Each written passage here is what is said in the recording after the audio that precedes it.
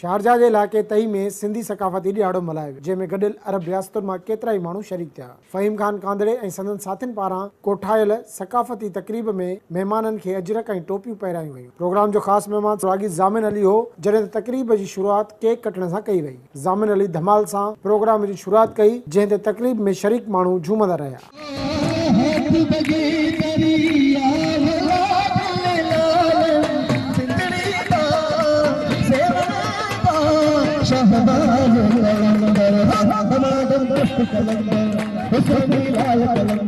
उन मौक़े ते सिंध टीवी न्यूज़ सां ॻाल्हाईंदे ॻाइणे ज़ामिन अली चयो त जेके असांजा भाउर आहिनि सिंधी टोपी पाए अजरक पाए वेंदा आहिनि, तमामु सुहिणा लॻंदा आहिनि।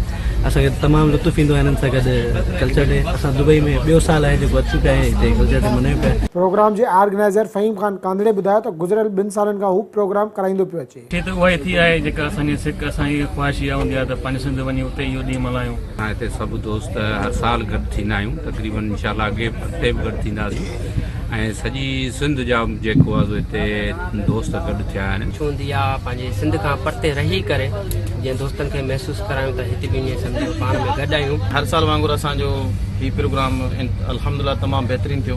त सभिनी जेके बि असांजा सिंधी हिते रहनि था, हिकिड़ा जिथे बि जॉब कनि था, त हिन दौर में कंहिंखे टाइम न आहे, बल्कि असां उन्हनि खे इहो ई चवंदासीं त अहिड़नि मेड़ाकनि में, अहिड़नि गॾिजाणनि में अहिड़ा मेला मचंदा रहनि।